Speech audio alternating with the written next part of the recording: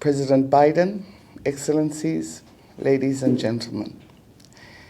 There is a saying of our ancestors, o Samoa ele o se malo, o Samoa o le uso ma le ainga.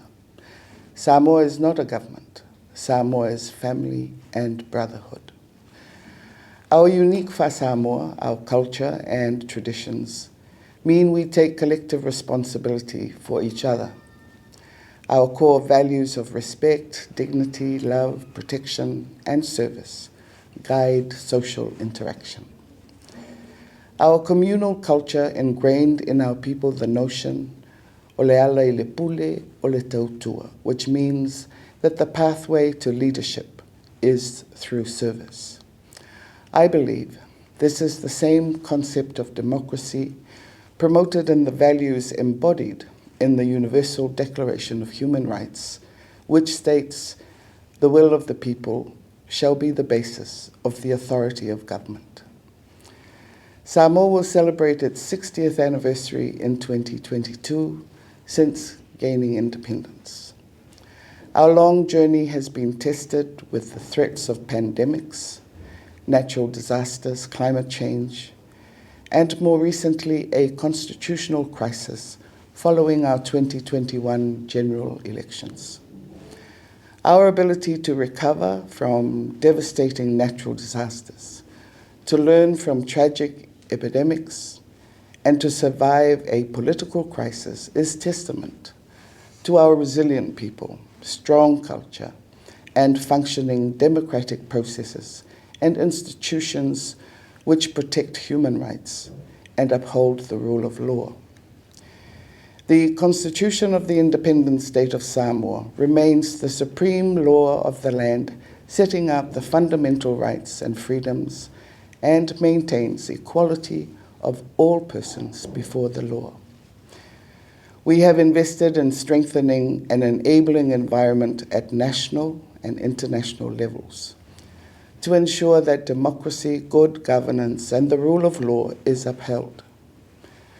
We have signed up to 6 of the 9 core human rights conventions, including the protection of civil and political rights, the rights of children and persons with disabilities, and the elimination of discrimination against women.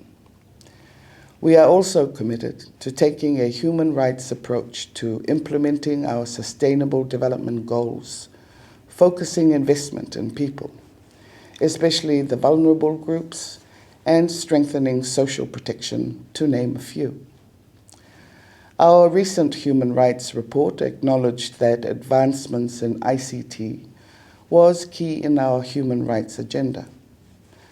Our Office of the Electoral Commission had utilized social media to increase awareness, participation, and enhance political dialogue amongst the general population to encourage more engagement in this year's general election. While we see an important contribution of technology to democracy, there has also been abuse with malicious intent.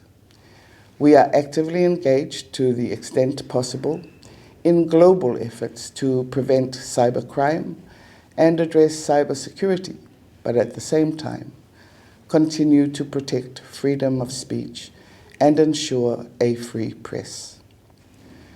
We further recognize the importance for a national and global response in the fight against corruption.